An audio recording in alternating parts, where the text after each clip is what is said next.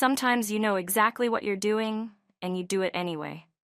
That's probably the most real thing I can tell you about what happened.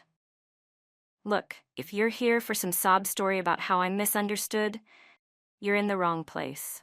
But if you want the actual truth about how someone can completely torch the best thing they had going for them, stick around. Just hit that like and subscribe real quick. I need all the support I can get right now. My name's Faith. I'm 26, and 3 years ago, I thought I had everything figured out. I was dating Dale, this guy who worked in finance or something equally mind-numbing, and on paper we looked perfect together. He was 28, stable, had his life together in that annoyingly organized way some people do. But here's what nobody understood. Dale was never supposed to be my forever person.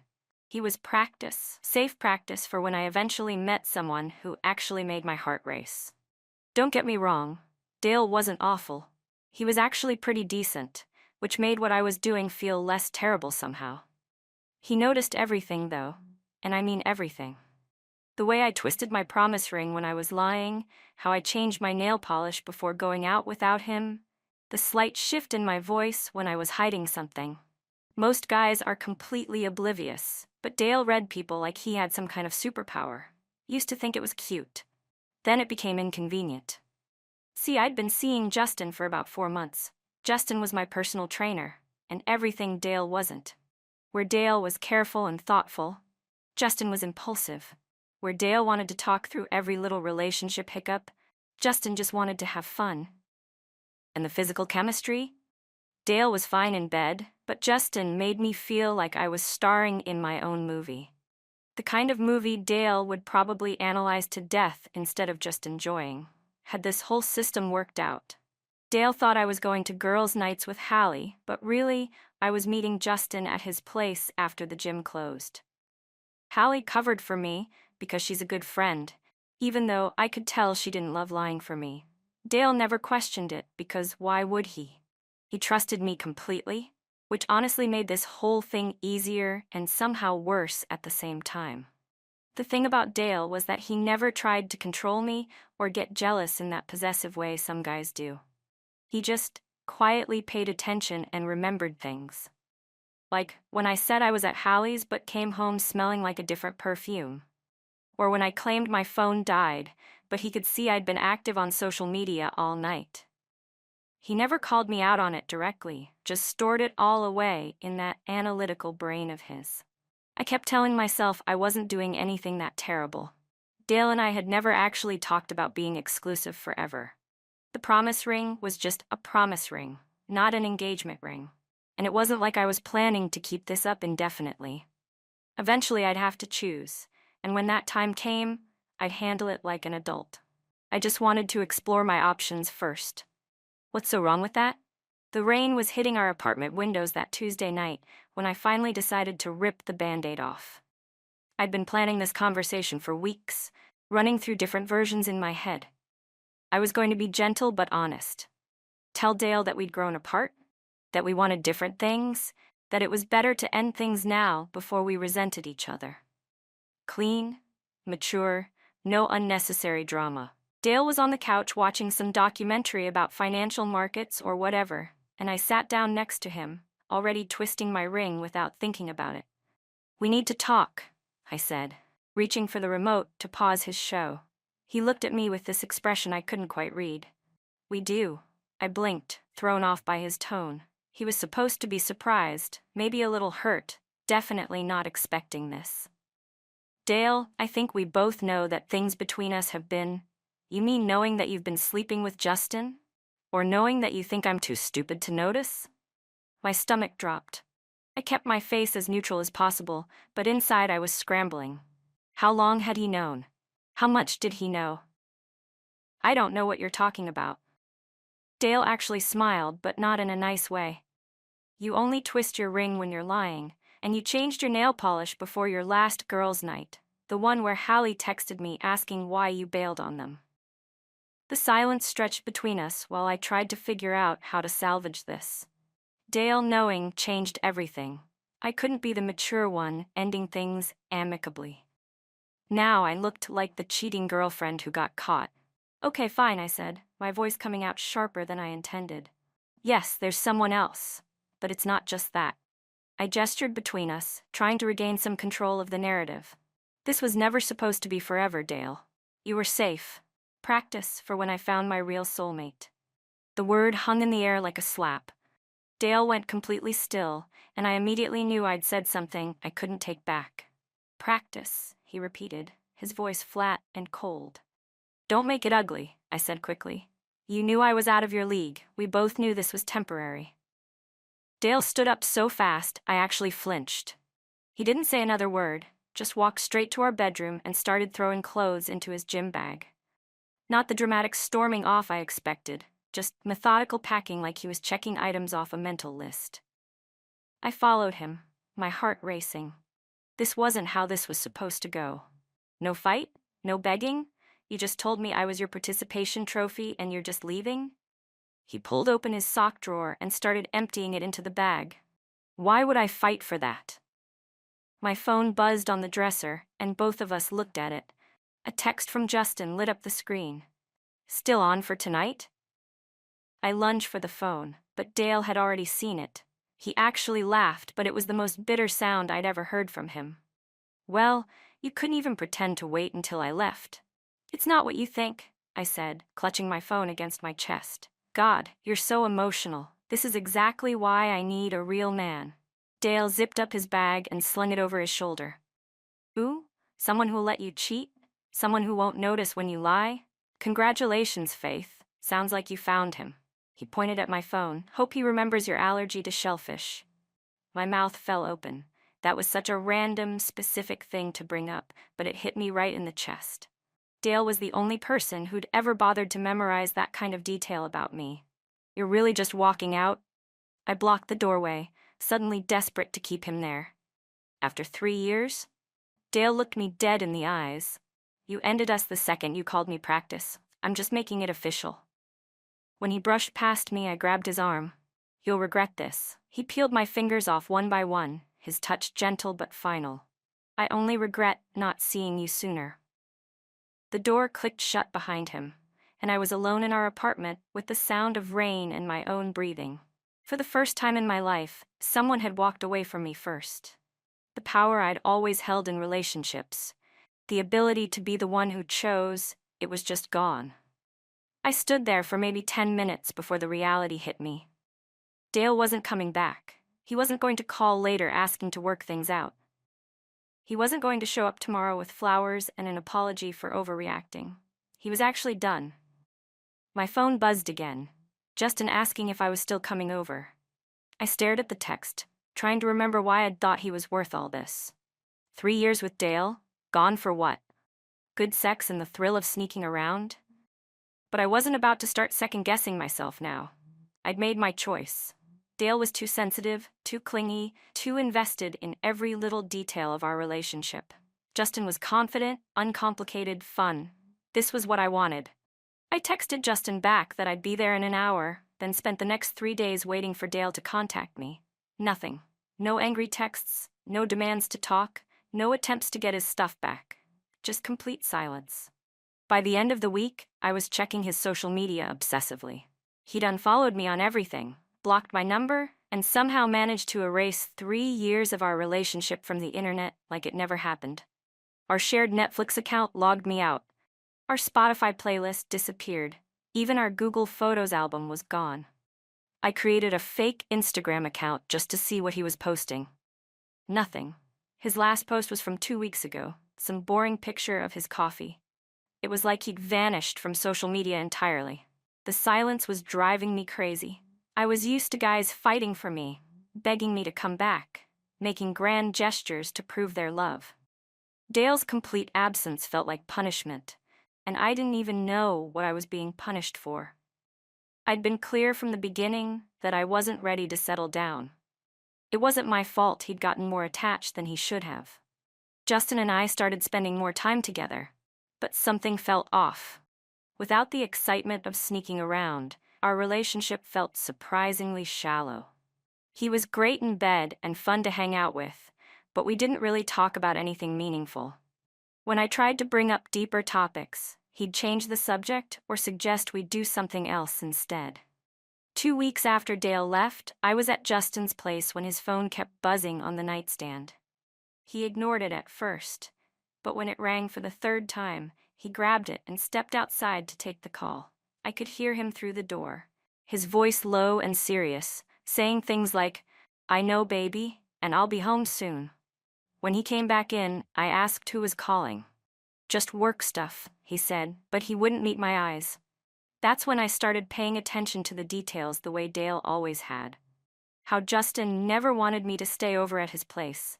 How he was always vague about his schedule outside of our training sessions. How he'd never introduced me to any of his friends or posted about me on social media. I pushed down the growing suspicion and focused on moving forward. Dale was gone, which was what I wanted. Justin and I could finally be together openly. I could stop sneaking around and lying to my friends. Everything was working out exactly like I'd planned. Except Dale's silence was getting to me more than I wanted to admit. I missed having someone who actually listened when I talked about my day. I missed having someone who remembered my coffee order and my work schedule and the names of my coworkers. Justin was exciting, but Dale had been present. Fully present in a way I'd taken for granted. 3 weeks after the breakup, I drove past Dale's apartment complex and saw a moving truck in the parking lot. I sat in my car watching strangers carry boxes out of the building, realizing that Dale was really, truly gone. Not just from my life, but from the entire city, apparently. That night, I called him from a blocked number. It went straight to voicemail, and his outgoing message was different. Just his name and number, none of the warmth his old message had. I hung up without leaving a message, but called back 2 more times just to hear his voice. I started asking our mutual friends if they'd heard from Dale, but everyone claimed they didn't know where he'd gone. Hallie said she thought he'd mentioned something about traveling, but she wasn't sure. Even his sister Audrey, who I'd never gotten along with, just shrugged when I asked. "Maybe he needed space," she said, giving me a look that made it clear she blamed me for whatever had happened. A month in, I was scrolling through Instagram when I saw a photo that made me stop cold. It was posted by some travel blogger I followed, just a generic sunset over water, but in the background I could swear I saw someone who looked like Dale. The photo was tagged in Costa Rica. I stared at the picture for probably 20 minutes, zooming in and trying to convince myself I was imagining things. But the more I looked, the more certain I became. Dale was in Costa Rica, apparently living his best life while I was stuck here dealing with the aftermath of our relationship. The idea that he was out there somewhere, happy and free and not thinking about me at all, made me furious. I'd expected him to be heartbroken, maybe a little lost without me. Instead, he was apparently on some kind of tropical vacation, probably already over everything we'd had together. I screenshot the photo and sent it to Hallie with a bunch of question marks. She called me back within an hour. "Faith, you need to stop this," she said, her voice tired. "You broke up with him. You cheated on him. You told him he was practice. Why are you surprised that he moved on?" "I'm not surprised," I lied. "I just think it's weird how he disappeared without telling anyone where he was going." "He told people," Hallie said quietly. "He just didn't tell you."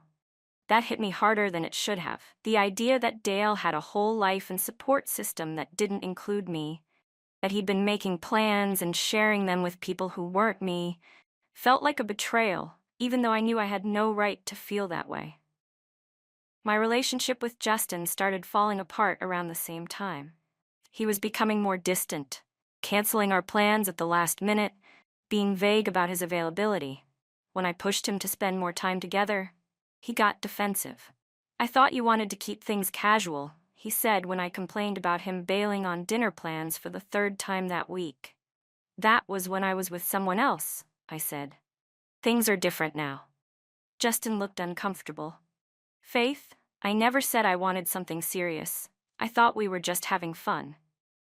"We've been seeing each other for months," I said, my voice rising. "We're not just having fun anymore."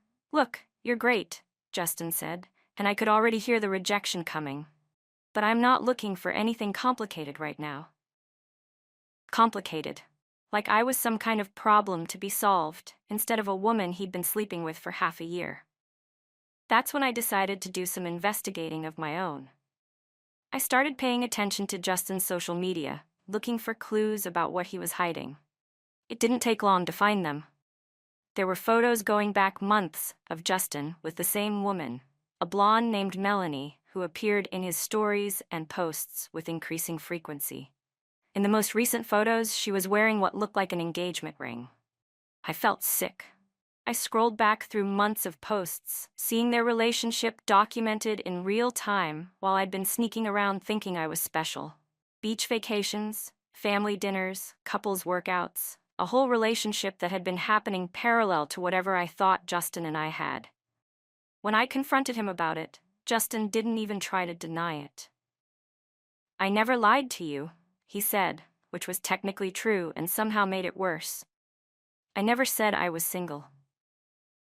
"You never said you were engaged either," I shot back. "You never asked," he said with a shrug that made me want to throw something at his head. I realized with horrible clarity that I'd thrown away 3 years with Dale for someone who'd never seen me as anything more than a convenient distraction. Dale had loved me completely, flaws and all, and I'd traded that for someone who couldn't even be bothered to lie to me properly. The next few weeks were a blur of humiliation and rage. Justin stopped responding to my texts altogether. Melanie posted photos from their engagement party, an event I obviously hadn't been invited to despite months of sleeping with her fiancé. My friends started asking uncomfortable questions about why Dale and I had broken up, and I found myself lying about who had ended things. I tried calling Dale one more time, using Hallie's phone so he might actually answer. When I heard his voice, I almost hung up, but desperation made me keep talking. "Dale, it's me. I know you probably don't want to talk to me, but I need you to know that I made a mistake. Justin was never serious about me, and I threw away what we had for nothing." There was a long pause, and for a moment I thought he might actually respond. "Faith," he said finally, his voice calm and distant, "I hope you figure out what you're looking for. But it's not going to be with me." The line went dead, and I knew it was really over. 2 years passed. 2 years of failed dates, of guys who lost interest when they realized I was still hung up on my ex, of lying awake at night wondering what Dale was doing and whether he ever thought about me. I'd moved to a smaller apartment, changed jobs twice, and tried everything I could think of to move on. Nothing worked. I kept tabs on him through mutual friends when I could, but information was scarce. Someone mentioned he was still traveling. Someone else said they thought he was seeing someone new. Every piece of information felt like a knife twist, but I couldn't stop myself from asking. Then, on a random Thursday afternoon, I saw him.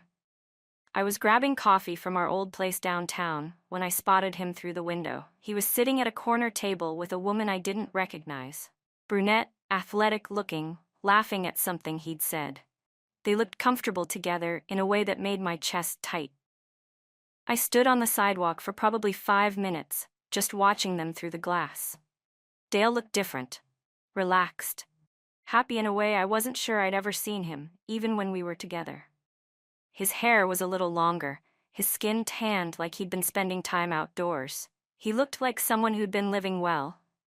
The woman, Claire, I learned later when I shamelessly eavesdropped, was everything I wasn't.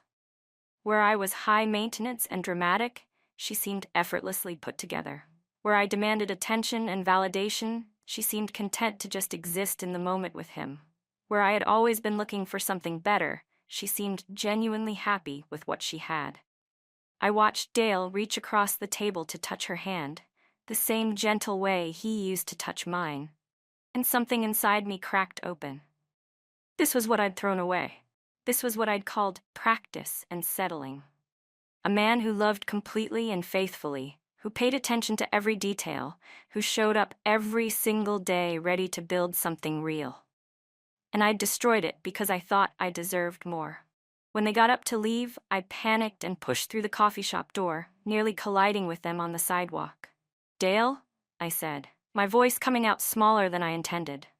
He stopped, his face cycling through surprise, recognition, and something that might have been pity. Claire looked between us, clearly understanding immediately who I was. Faith, Dale said neutrally. How are you?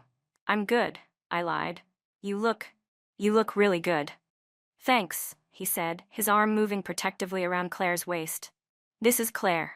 Claire smiled politely and extended her hand. Nice to meet you. I shook it, hating how genuine and kind she seemed. It would have been easier if she'd been terrible. We should go, Dale said gently, but firmly. Take care of yourself, Faith. They walked away together, and I stood on the sidewalk watching them disappear around the corner. Claire said something that made Dale laugh, and the sound carried back to me on the wind, rich and warm and completely content. I got in my car and sat there for an hour, crying harder than I had in years. Not just for Dale, but for the version of myself who'd had him and thrown him away. For the woman who'd been so convinced she deserved better that she'd destroyed the best thing she'd ever had. The truth is, I did this to myself. I chose Justin over Dale. I chose excitement over stability, passion over love, the unknown over what I had. I told myself I was being smart, keeping my options open, not settling for less than I deserved. But Dale wasn't less than I deserved. Dale was more than I deserved, and I was too selfish and stupid to see it until it was too late. I drove home to my empty apartment and my empty life, finally understanding what I'd lost. Not just a boyfriend, but a partner. Not just someone to sleep next to, but someone who actually knew me and chose to love me anyway. Dale found someone who appreciated what he offered. Someone who didn't see his attention to detail as annoying or his emotional intelligence as weakness. Someone who didn't mistake his kindness for naivety or his love for desperation. And me? I'm still alone, still bitter, still convinced that somehow this wasn't entirely my fault. Because admitting that I destroyed the best relationship I ever had for absolutely nothing is too painful to fully accept. But late at night, when I'm lying in bed staring at the ceiling, I know the truth. Dale was never practice. He was the real thing, and I was too blind to see it.